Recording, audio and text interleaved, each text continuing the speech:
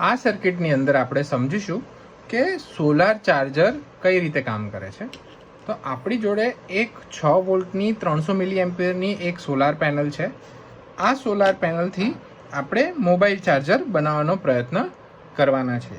તો હવે એની અંદર આપણે સૌથી પહેલાં આ વાયર લઈશું.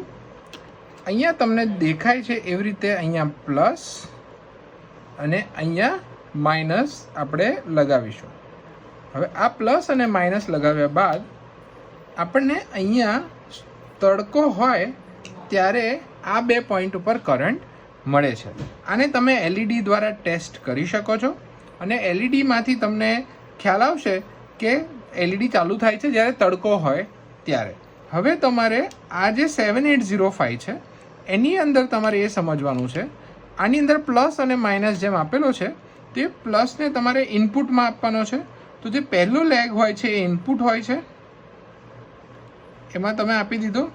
જે બીજો લેગ હોય છે આઉટપુટ હોય છે અને છેલ્લો લેગ હોય છે એ ગ્રાઉન્ડ હોય છે. તો તમે માઇનસને ગ્રાઉન્ડમાં આપી દીધો. એટલે આ સર્કિટનો કનેક્શનનો પહેલો સ્ટેપ કમ્પ્લીટ થયો. હવે પહેલા સ્ટેપ બાદ તમારે આઉટપુટ માટેની સ્વિચ માટે તમારે જે આ વચ્ચેનો લેગ છે એને તમારે કનેક્ટ કરવાનો છે અને ગ્રાઉન્ડ માટે તમારે સેમ લેગમાંથી ગ્રાઉન્ડ કરંટ લેવાનો છે. તો આવી રીતે આ સર્કિટનું કનેક્શન આપવાનું છે. યલો છે એ પ્લસ ઇનપુટ છે, આ યલો છે એ આઉટપુટ છે 5 વોલ્ટનું. આની અંદર 5 થી 6, 7, 8 વોલ્ટેજ સુધી કરંટ હશે.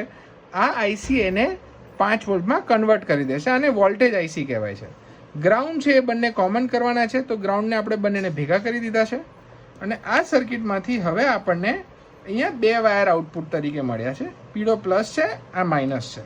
હવે આ જે સોકેટ છે એની અંદર છેડાના 2 જે છે એ પ્લસ અથવા માઇનસ હોય છે. વચ્ચેના 2 જે પિન હોય છે તમને અહીંયા દેખાય છે એમ વચ્ચેની 2 પિન છે એ એના ડેટા માટે હોય છે અને છેલ્લી 2 પિનો છે 4માંથી એ પ્લસ માઇનસ હોય છે. તમે એની અંદર આમ લગાવી શકો છો અને તમારું મોબાઈલ ચાર્જરનું બેઝિક વર્ઝન રેડી છે. આની અંદર તમે તમારે આ રીતે યુએસબી પિન લગાવીને તમે તમારો મોબાઈલ ચાર્જ કરી શકો છો. આ તમને બેઝિક આઈસીની સમજૂતી આપવા માટેનો પ્રોજેક્ટ હતો. તેથી કરીને આખો અલગ અલગ કમ્પોનન્ટમાં આપવામાં આવેલ છે. બાળકને આઈસી વિશે ખબર પડે, અન્ડરસ્ટેન્ડિંગ વધે અને પછી આ રીતે ચાર્જિંગમાં મૂકે તો એનો basic understanding of solar charger complete થાય છે.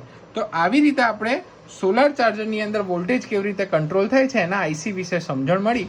અને આનો પ્રેક્ટિકલ વિડીયો તડકા પર શૂટ કરીને અલગથી તમને મોકલવામાં આવશે.